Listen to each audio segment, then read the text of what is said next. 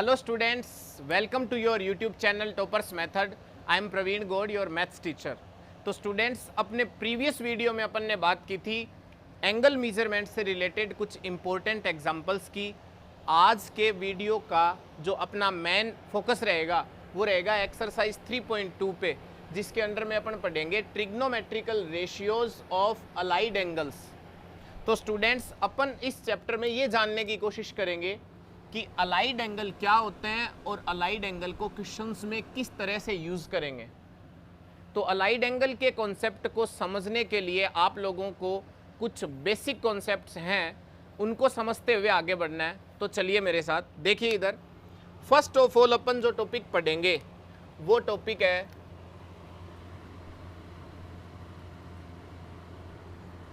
General forms of quadrantal angle.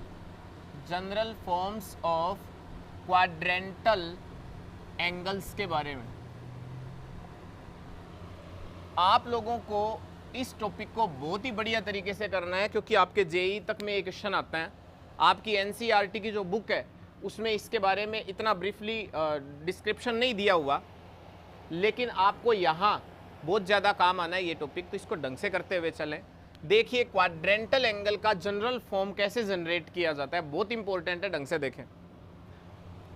सबसे पहले मैंने क्या किया, एक एक्स वाई प्लेन बना लिया। एक्स वाई प्लेन, ये एक्स वाई प्लेन ले लिया मैंने। क्लियर है? इस एक्स वाई प्लेन पे मैंने कुछ एंगल्स ले रखे हैं और एंगल्स का फॉर्म देखिए। ये ओरिजिन है। पॉजिटिव एक्स एक्सिस पे जो एंगल है वो रेडियन में कितना होता है? 0 रेडियन। अगर मैं बात करूं एंटी क्लॉकवाइज रोटेशन की, तो यहाँ एंगल आएगा वो कितने रेडियन आएगा? π/2। ये आपको पता है, बेसिक सी बातें। यहाँ जो एंगल आना है वो कितना होगा? पाई। यहाँ जो एंगल आएगा वो कितना? 3π/2। और यहाँ कितना? 2π। मैंने वन रिवोल्यूशन कंप्लीट कर दिया और इसके अंदर एंटी क्लॉकवाइज रेडियन में एंगल लिख दिए। अब आपको पता है ये 0, π/2, पाई, 3π/2, 2π, ये सब एंगल क्या है? क्वाड्रेंटल एंगल है। कौन से एंगल है? Quadrantal angle. अब आपने एक और कॉन्सेप्ट पढ़ा था। इस कॉन्सेप्ट के अंदर अगर अपन बात करें, ये जो एंगल कंटिन्यूस चलते जा रहे हैं, तो यहाँ अगर इस 0 की बात करें, 0 की, तो देखिए ये 0 एंगल है, ये एक पैटर्न बनाएगा। क्या 0 को क्या लिख सकता हूं मैं? 0 × π/2। क्या लिखा जा सकता है? 0 × π/2। ये क्या है? 1π/2। फिर यहाँ ये क्या है? 2π/2 है। देखिए 2 से 2 कैंसिल होके पाई बनेगा। फिर यहाँ देखिए 3π/2। फिर आगे आप आइए और क्या आएगा? 4π/2। 2 से 4 कैंसिल होके ये 2π बनता है। देखो, तो कहने का मतलब आप लोगों को ये तो पता है कि 0, π/2, पाई, 3π/2, 2π, ये आप लोग डायरेक्टली ध्यान रखते हो दिमाग में, लेकिन इनका एक π/2 के मल्टीपल के फॉर्म में भी पैटर्न बनता है। उस पैटर्न को मैंने अभी बताया यहाँ कि 0π/2, ये 1π/2, ये पाई जो है वो 2π/2, 3π/2, 4π/2। यानी एंटी क्लॉकवाइज रोटेशन में अगर ये रेडियन क्वाड्रेंटल एंगल जो हैं वो रोटेशन में इस तरह से एंगल चल रहे हैं, तो वो π/2 के मल्टीपल के फॉर्म में चलेंगे एक फिक्स पैटर्न में। तो देखिए आप यहाँ 4π/2 तक आ गए अपन। अब आप फर्स्ट रिवोल्यूशन कंप्लीट हुआ, अब आप और आगे एंटी क्लॉकवाइज बढ़िए। तो यहाँ ये 4π/2 था, तो ये कितना होगा? आप कहोगे सर 5π/2 होगा।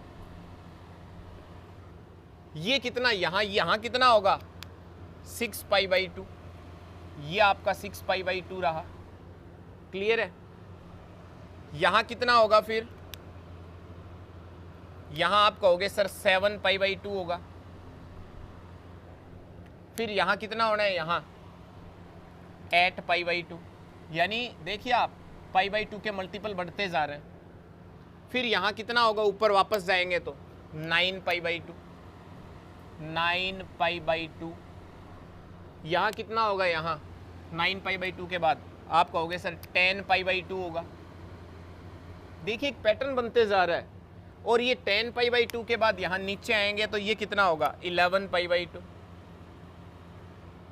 फिर यहां कितना आएगा, यहां 12 पाई बाई 2। यहां कितना आएगा, आप कहोगे सर 13 पाई बाई 2 आएगा। चल रहा है ना सीक्वेंस।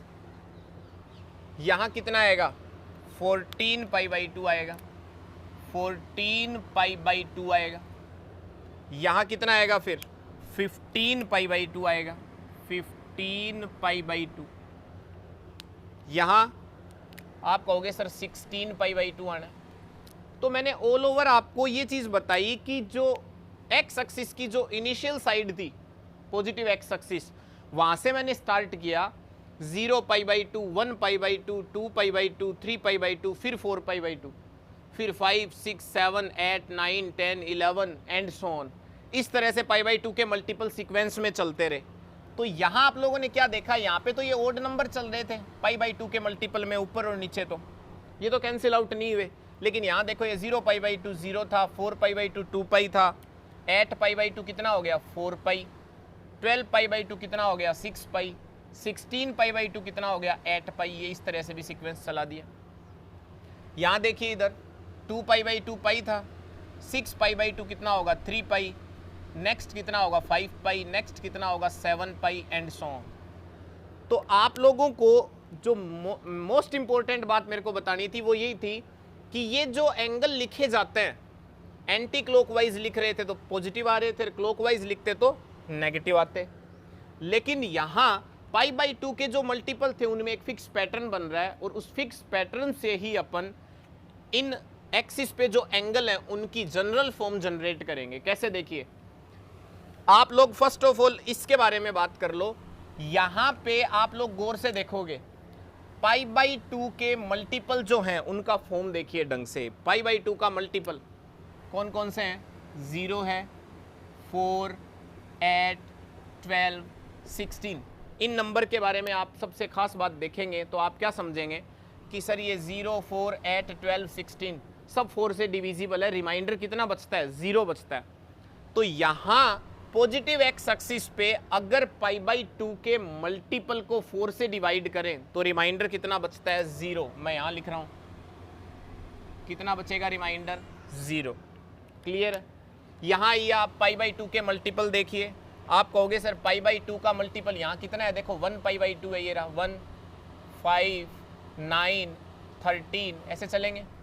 तो ये जो 1 है, 5 है, 9 है, 13 है, पाई बाई 2 के जो मल्टीपल है इनको 4 से डिवाइड करें तो रिमाइंडर कितना बचता है 1। देख लीजिए आप 5 को 4 से डिवाइड करेंगे रिमाइंडर 1 है, 9 को 4 से डिवाइड करेंगे तो 4 2 जा 8 रिमाइंडर 1 है, 13 को करेंगे तो 4 3 जा 12 रिमाइंडर 1 बचना है। तो यहाँ पॉजिटिव वाई एक्सिस की पे कितना बचेगा रिमाइंडर 1 बचेगा। देखिए एक पैटर्न बनते जा रहा है।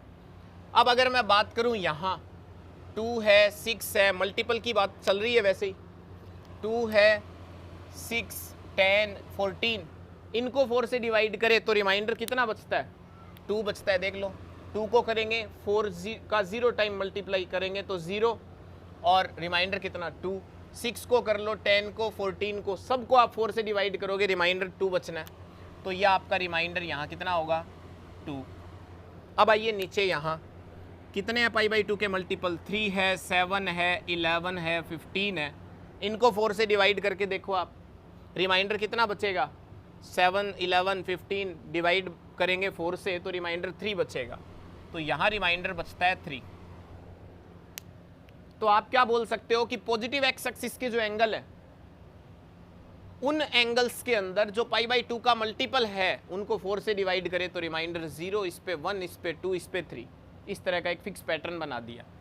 अब अपन ने क्या देखा कि वाई एक्सिस पे जो एंगल आए थे उसमें पाई बाई 2 के मल्टीपल जो थे वो ओड थे, 1 है, 5 है, 9, 13। यहाँ देखो 3, 7, 11, 15 तो कैंसिल आउट नहीं हुए, लेकिन यहाँ ये कैंसिल आउट होके ये फॉर्म बनी नीचे वाली। तो अपन वाई एक्सिस पे तो ये जनरल फॉर्म पढ़ेंगे एंगल की, लेकिन एक्स एक्सिस पे जो जनरल फॉर्म पढ़ेंगे वो ये और ये पढ़ेंगे, ये वाली। क्लियर है, पाई के मल्टीपल के फॉर्म में। तो मैं अब इनकी जनरल फॉर्म बनाते जा रहा हूँ, आप देखेंगे। सबसे पहले बात करते हैं पॉजिटिव एक्स एक्सिस पे जो एंगल बने उनकी जनरल फॉर्म की। जनरल फॉर्म की अगर बात करें तो यहां आप लोग गौर से देखेंगे पाई का मल्टीपल कितना, ये 0 पाई है, फिर 2 पाई है, फिर 4 पाई, 6 पाई, 8 पाई, यानी पाई के मल्टीपल क्या है, पाई के साथ क्या चीज मल्टीप्लाई की हुई है। आप कहोगे सर इवन नंबर, 0 भी इवन नंबर है, 2 4 6 8 10 पाई, आगे 12 पाई, 14 पाई, इस तरह से चलेंगे। तो आप इनको क्या बोल सकते हो, आप बोल सकते हो इनको इवन पाई बोल सकते हो या नहीं। और इवन नंबर को कैसे लिखते हैं, अगर आप लोग लिखना चाहो तो कैसे लिखोगे, इवन नंबर को 2n लिख सकते हो आप, और साथ में क्या पाई, 2n पाई जो मैंने फॉर्म बनाया है 2n पाई, ये 2n पाई पॉजिटिव एक्स एक्सिस पे जो क्वाड्रेंटल एंगल होते हैं उनका जनरल फॉर्म होता है 2n पाई। यहाँ आपको ये बात भी ध्यान रखनी है कि जो n होता है आपका, n होता है इंटीजर। इंटीजर में भी ध्यान रखें, एंटी क्लॉकवाइज रोटेशन चल रहा है, तो एंटी क्लॉकवाइज रोटेशन में तो ये z की वैल्यू लेंगे 0 से स्टार्ट करके 0 1 2 3 ये वाली वैल्यू लेंगे। तो आप रख के देखो, यहाँ n0 रखो सबसे पहले, कितना आएगा 0 पाई यानी 0, 1 रखेंगे तो 2 पाई, 2 रखेंगे तो 4 पाई, 3 रखेंगे तो 6 पाई, 8 पाई, ये जनरल फॉर्म बन गया 2n पाई। इस जनरल फॉर्म को आप लोगों को याद रखना है, बहुत ही इंपॉर्टेंट है 2n पाई। ट्रिग्नोमेट्रिकल इक्वेशंस पढ़ेंगे उसमें आपको समझ में आएगा। ये मैंने किसका जनरल फॉर्म बनाया, पॉजिटिव एक्स एक्सिस पे जो एंगल थे उनका जनरल फॉर्म बनाया। अब बात करते हैं यहाँ, एक बार इधर नेगेटिव एक्स एक्सिस पे देख लो आप, यहाँ पाई के मल्टीपल क्या है 1 3 5 7, यानी आप क्या बोल सकते हो इसको, आप कहोगे सर ओड पाई है, क्या है ये ओड पाई। और ओड पाई अगर है तो ओड फॉर्म में अगर इसका जनरल फॉर्म लिखना चाहोगे, ओड नंबर कौन से होते हैं, आप कहोगे सर 2n + 1 होता है। 2n इवन नंबर को लिखते हैं अपन 2 से मल्टीप्लाई करके, 2n + 1 और साथ में कितना पाई, ये ओड पाई हो गया। देखो गौर से, यहाँ पे भी वही बात है, n जो होता है वो बिलोंग्स टू क्या होता है z, most important form negative x axis के लिए। n 0 रखेंगे तो पाई आएगा, 1 रखेंगे तो 3 पाई आएगा, 2 रखेंगे तो 5 पाई आएगा, समझ रहे हो आप। तो इस तरह से ये फॉर्म बनेगी जनरल फॉर्म नेगेटिव की।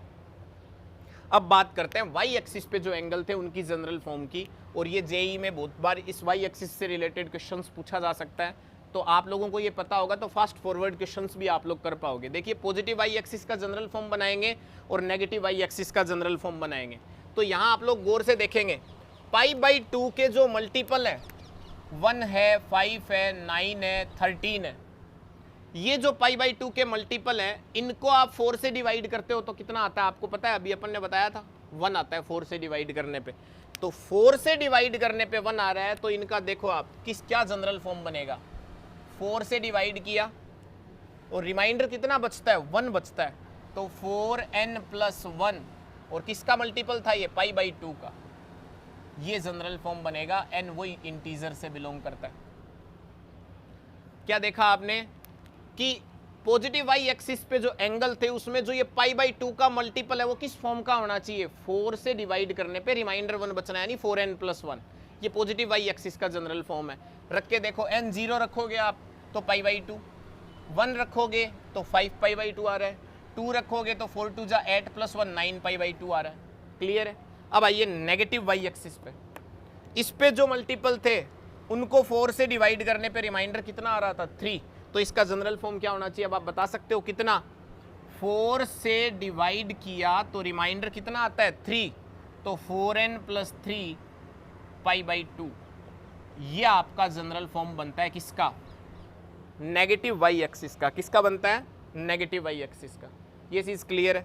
अब आप लोगों को इससे एज ए समरी एक बात और बतानी है, वो ये कि अगर आप कंप्लीट एक्स एक्सिस की बात करें और एक्स एक्सिस का जो कंप्लीट एंगल है दोनों साइड के, उनको कंबाइन फॉर्म में पूरे एक्स एक्सिस पे दोनों तरफ जो एंगल होते हैं पॉजिटिव और नेगेटिव साइड में, उनका कंबाइन फॉर्म में जनरल फॉर्म लिखना चाहो तो क्या लिखोगे, तो मैं यहाँ लिख रहा हूँ, देखिए आप एक्स एक्सिस पे जो एंगल होते हैं, ये सब चीज़ें अलाइड एंगल कॉन्सेप्ट में मोस्ट इंपॉर्टेंट है, आप ढंग से देखेंगे। एक्स एक्सिस पे पॉजिटिव और नेगेटिव को कंबाइन फॉर्म में बात करें तो आपको पता चल गया कि सर पॉजिटिव साइड में तो इवन पाई होता है और इस साइड में ओड पाई होता है, तो इवन और ओड मिला के दोनों को कंप्लीट इंटीजर नंबर ले लो आप सारे के सारे, तो एक्स एक्सिस पे जो एंगल होंगे उनका कंबाइन फॉर्म में जो जनरल फॉर्म आएगा वो क्या आएगा, n पाई, और ये आपको पता ही है n belongs to z। Clear है। n 0 रखेंगे तो 0 आएगा, ये रहा यहाँ, 1 रखेंगे तो पाई आएगा इधर, 2 रखते ही फिर यहाँ 2 पाई, 3 रखते ही 3 पाई, फिर 4 पाई, 5 पाई। तो n बिलोंग्स टू z, 0 1 2 3 4 ये रखते जाओ। x एक्सिस पे जो एंगल होंगे कंबाइन फॉर्म में उनका जनरल फॉर्म, और ऐसे ही y एक्सिस पे जो एंगल होंगे, y एक्सिस पे जो एंगल होंगे उनकी अगर बात करें तो यहां आप लोग थोड़ा सा गौर से देखेंगे। यहां π/2 के मल्टीपल हैं 1 5 9 13, यहां है 3 7 11 15।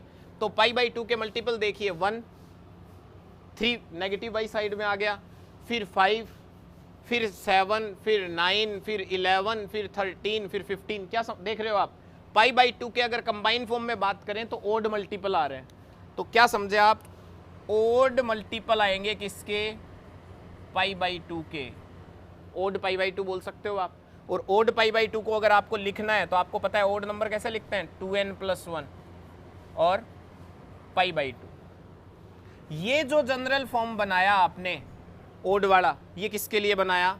आप लोग कहोगे सर ये 2n+1 π/2 है, तो y एक्सिस का कंबाइन फॉर्म है और ये x एक्सिस का कंबाइन फॉर्म है। Is that clear? ये कॉन्सेप्ट आपको क्लियर होना चाहिए। इस कॉन्सेप्ट के बेसिस पे मैं कुछ छोटे छोटे एंगल ले रहा हूँ और आपको वो न्यूमेरिकली जो एंगल होंगे उन एंगल को डायरेक्ट कैच करके बताना है वो कौन सी पोजीशन पे आएगा। फॉर एग्जांपल मैंने एक एंगल ले लिया आपके लिए 70 पाई, एक एंगल मैंने आपके लिए ले लिया 31 π/2, ठीक है। एक एंगल मैंने आपके लिए ले लिया 61 π/2 और एक एंगल मैंने आपके लिए ले लिया, मान लीजिए कोई भी मैं ओड पाई के फॉर्म में ले लूं, जैसे मैंने ले लिया 41 पाई।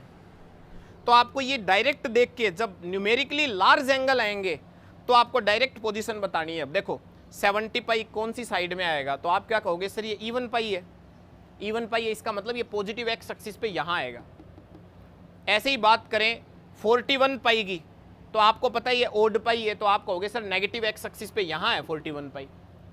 ऐसे ही मैं बात करूं 31 π/2 की, ये चीज आप ध्यान से देखेंगे 31 π/2 है, तो आप क्या करोगे? इस 31 को, क्योंकि यहाँ पे 4 के से डिवाइड करके रिमाइंडर का रोल है और उसी से जनरल फॉर्म बनी थी, तो आप 31 को 4 से डिवाइड करोगे तो कितना आएगा? 4 7 28।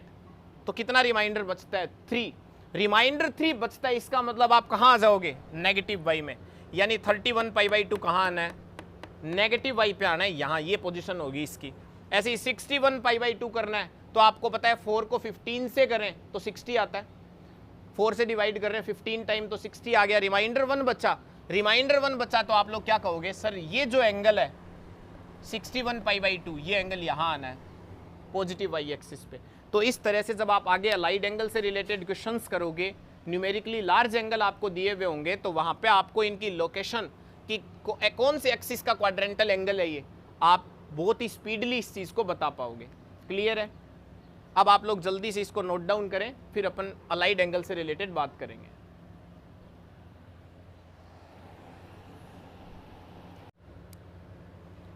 हाँ तो स्टूडेंट, अब अपन बात करेंगे अलाइड एंगल क्या होता है, अलाइड एंगल के बारे में। तो देखिए इधर अलाइड एंगल को अगर आप लोग समझना चाहते हो तो मैं नेक्स्ट आपकी जो हेडिंग है वो अलाइड एंगल से रिलेटेड ही बता रहा हूँ कि अलाइड एंगल की डेफिनेशन क्या होती है और क्यों अपन इस टॉपिक को अलाइड एंगल के फॉर्म में पढ़ते हैं। अलाइड एंगल्स की डेफिनेशन बताने से पहले मैं आपको जल्दी से ब्रीफली एक बेसिक सी बात बता दूं, वो बात आप लोग सुनते जाएंगे 1 बाय 1। ये चीज़ आपको पता है कि ये आपकी इनिशियल साइड है और इनिशियल साइड से अगर मैं एंटी क्लॉकवाइज रोटेशन करवाता हूँ तब जो एंगल बनता है वो तो होता है +θ, पॉजिटिव एंगल। और अगर मैं क्लॉकवाइज रोटेशन करवाता हूँ तब जो एंगल आता है वो होता है -θ। ये चीज़ पता थी आपको। अब यहाँ अलाइड एंगल की डेफिनेशन बताने से पहले कुछ एंगल के फॉर्म पढ़ते हैं। देखिए इधर मैंने एक XY प्लेन बनाया, XY प्लेन, ये मैंने XY प्लेन बना दिया एक। क्लियर है? और इस XY प्लेन पे यहाँ जो एंगल था एंटी क्लॉकवाइज की, चलो मैं बात करता हूँ एक बार, तो ये एंगल कितना आएगा? 0।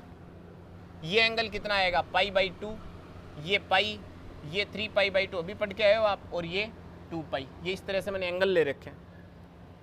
अब इस एंगल के अंदर आप लोगों को अगर मैं एंटी क्लॉकवाइज, ये देखो एंटी क्लॉकवाइज मैंने क्वाड्रेंटल एंगल लिख दिए, एंगल जो है ये एंटी क्लॉकवाइज लिख दिए सारे, एक रिवोल्यूशन कंप्लीट कर दिया और ये एंगल लिख दिए। अब मैं बात करूंगा अगर मैं ऊपर की तरफ यानी एंटी क्लॉकवाइज जाऊंगा तब तो एंगल आएंगे हमेशा पॉजिटिव प्लस थीटा में और नीचे माइनस थीटा में।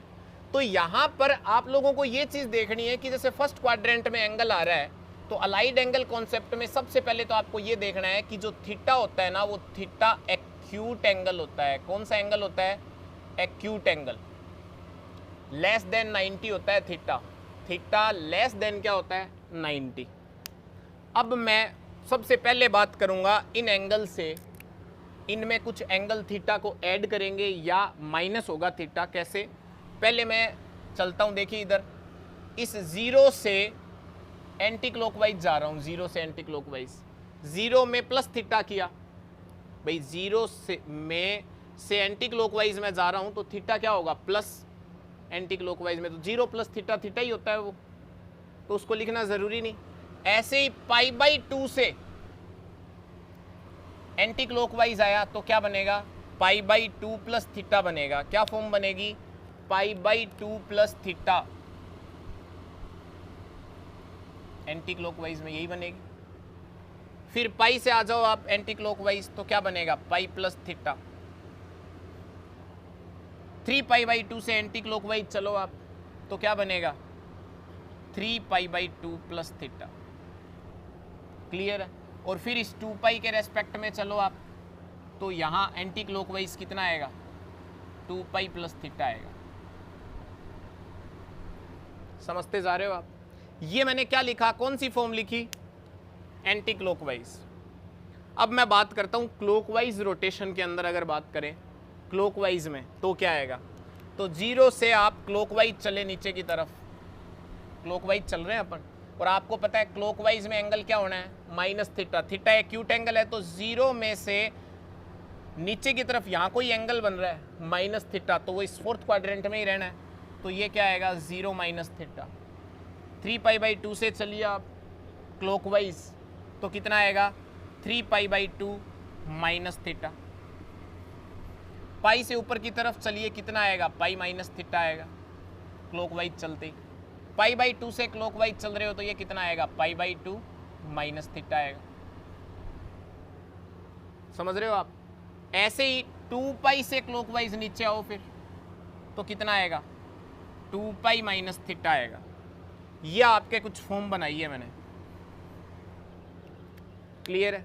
तो आपने क्या देखा कि कोई भी एंगल जो होता है उस क्वाड्रेंटल एंगल से एंटी क्लॉकवाइज चलेंगे तब तो प्लस थीटा होएगा और क्लॉकवाइज चलेंगे तो माइनस थीटा होगा। यानी यहाँ जो मैंने रेड कलर में लिखे हैं ये 2π plus theta, π/2 plus theta, pi plus theta, 3π/2 plus theta, ये तो एंटी क्लॉकवाइज रोटेशन में आए प्लस थीटा करके। और ये जो एंगल है π/2 minus theta, pi minus theta, 3π/2 minus theta, blue colour वाले जो भी लिखे हैं मैंने वो क्लॉकवाइज रोटेशन पे माइनस थीटा करके आए। तो ये कुछ एंगल बने, यानी ये जो एंगल होते हैं वो फर्स्ट क्वाड्रेंट में एग्जिस्ट करते हैं, ये फर्स्ट क्वाड्रेंट है इसमें एग्जिस्ट करते हैं, ये वाले एंगल सेकंड क्वाड्रेंट में, ये वाले थर्ड में और ये फोर्थ में। यहाँ मेरा ये सब चीज़ बताने का रीज़न क्या था? आप अलाइड एंगल से रिलेटेड क्वेश्चन करोगे तब तो काम आएंगे ही आएंगे, लेकिन अलाइड एंगल की डेफिनेशन बताने से पहले ये चीज़ आपको पता होनी ज़रूरी है। अब मैं बात कर रहा हूँ अलाइड एंगल की डेफिनेशन पे, ढंग से देखेंगे। मैं अलाइड एंगल की डेफिनेशन लिखने जा रहा हूँ। क्या है डेफिनेशन, उसके बारे में अपन बात करेंगे। अलाइड एंगल की डेफिनेशन क्या होती है तो मैं लिख रहा हूँ, देखना इधर, two angles are known as allied angle, known as allied angles if their sum or difference is either zero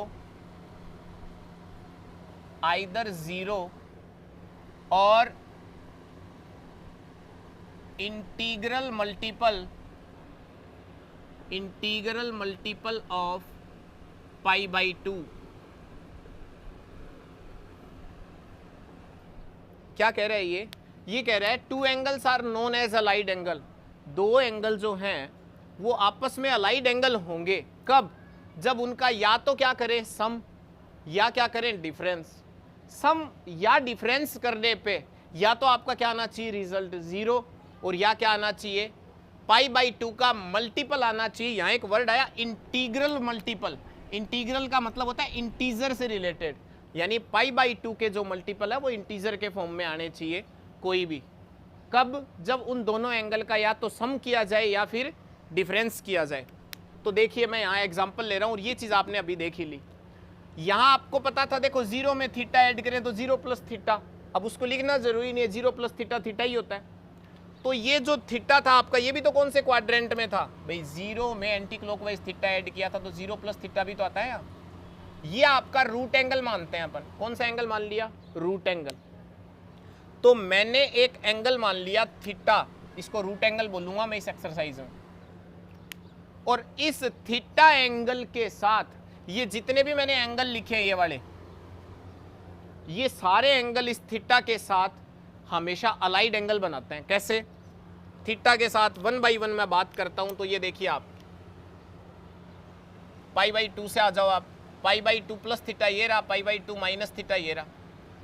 तो पाई बाई 2 प्लस माइनस थीटा, ऐसे ही पाई से ले लो आप, पाई प्लस माइनस थीटा। पाई क्या देखो ये रहा, पाई प्लस थीटा ये रहा और पाई माइनस थीटा ये रहा ऊपर। ऐसे ही 3 पाई बाई 2 प्लस माइनस थीटा, ऐसे ही 2 पाई प्लस माइनस थीटा, और एक ये माइनस थीटा आपका आया था 0 से, या माइनस थीटा ले लो आप, माइनस का थीटा। यही तो एंगल बन रहे थे यहाँ पे अभी अपन ने बात की तब, 0 plus theta 0 minus theta, pi by 2 plus theta इधर, पाई बाई 2 माइनस थीटा इधर। तो ये थीटा जो रूट एंगल होता है, फंडामेंटल एंगल बोलो, रूट एंगल बोलो, इस थीटा रूट एंगल के साथ ये सारे एंगल जो हैं वो क्या कहलाते हैं? Allied angle. कहने का मतलब मैं एग्जांपल लेके आपको बताता हूं। जैसे मैंने एक तो ये थीटा ले ही रखा है, एक तो मैंने थीटा ले लिया और एक इसके साथ में पाई बाई 2 प्लस थीटा ले लिया या माइनस थीटा ले लिया। थीटा और पाई बाई 2 माइनस थीटा ये आपस में अलाइड एंगल है। कैसे हैं? इनको आप ऐड करके देखो। जब मैं ऐड करूंगा थीटा और एक तो एंगल कौन सा लिया मैंने? थीटा, और एक कौन सा लिया? Pi by 2 minus theta. इन दोनों का क्या कर दिया? सम। देखो मैंने क्या लिखा है, allied angle if their sum, two angle जो है उनका सम, थीटा और पाई बाई 2 माइनस थीटा का सम किया, थीटा से थीटा कैंसिल हो गया, रिजल्ट कितना आया? पाई बाई 2। पाई बाई 2 का मल्टीपल कितना है? इंटीग्रल मल्टीपल 1, पाई बाई 2 को 1 पाई बाई 2 बोलो चाहे। तो ये पाई बाई 2 का मल्टीपल आ रहा है या नहीं आ रहा है? इसलिए अपन कह सकते हैं कि ये रूट एंगल थीटा और पाई बाई 2 माइनस थीटा आपस में कैसे हैं? Allied angle. एक एग्जांपल और लेते हैं। जैसे मान लो मैंने थीटा ले लिया, एक वो लास्ट माइनस थीटा ले लिया, ये दोनों एंगल, ये थीटा रूट एंगल और एक वो माइनस थीटा ले लिया। थीटा और माइनस थीटा को अगर आप लोग ऐड करोगे तो भी देखो थीटा माइनस थीटा कितना आना है? 0। तो ये देखो सम और डिफरेंस क्या आ सकता था? 0 भी और पाई बाई 2 का मल्टीपल भी। अब आप कहोगे सर थीटा और पाई बाई 2 प्लस थीटा ले लें, तब लेके देखो आप, एक तो एंगल थीटा ले लिया और एक पाई बाई 2 प्लस थीटा ले लिया। यहां अगर बात करेंगे तो आप लोगों को पता है सम करेंगे तब तो थीटा और थीटा ऐड हो जाएंगे। तो मैं क्या करूंगा, पाई बाई 2 प्लस थीटा जो था इसमें से ये लेस कर दूं, थीटा में से ये पाई बाई 2 प्लस थीटा लेस कर दूं मैं, तो क्या आएगा? थीटा माइनस पाई बाई 2 और माइनस थीटा, थीटा से थीटा कैंसिल हो जाएगा, क्या आएगा? Minus pi by 2। तो यहाँ देखिए पाई बाई 2 का इंटीग्रल मल्टीपल कितना है? -1 है। तो कहने का मतलब इस रूट एंगल थीटा के साथ ये जो एंगल होते हैं ये सारे के सारे एंगल इस थीटा के साथ जोड़ने यानी ऐड करने या सब्ट्रैक्ट करने पे हमेशा क्या बनाएंगे? या तो 0 बनाएंगे या पाई बाई 2 का क्या बनाएंगे? मल्टीपल बनाएंगे। तो ये क्या होता है? अलाइड एंगल होते हैं। और अलाइड एंगल कॉन्सेप्ट के अंदर आपको ये चीज़ें आपको पूरी कंप्लीटली पता होनी चाहिए। तो स्टूडेंट्स अपन ने आज के वीडियो में ये पढ़ा कि किस तरह से तो आप लोग क्वाड्रेंटल जो एंगल होते हैं उनका जनरल फॉर्म जनरेट करते हो और अलाइड एंगल क्या होता है। अपने नेक्स्ट वीडियो में अपन बात करेंगे कि किस तरह से अलाइड एंगल की हेल्प से अपन न्यूमेरिकली लार्ज एंगल जो होते हैं उनसे रिलेटेड क्वेश्चंस किए जा सकते हैं, या जो अलग अलग क्वाड्रेंट्स होते हैं उसमें किस तरह से ट्रिग्नोमेट्रिकल रेशियोज वेरी करते हैं, उस कॉन्सेप्ट के बारे में बात करेंगे। तो हमारी नेक्स्ट वीडियो को भी देखना नहीं भूलें और ये वीडियो लास्ट तक ज़रूर देखें। कंटिन्यू सपोर्ट करते रहें। Thank you so much.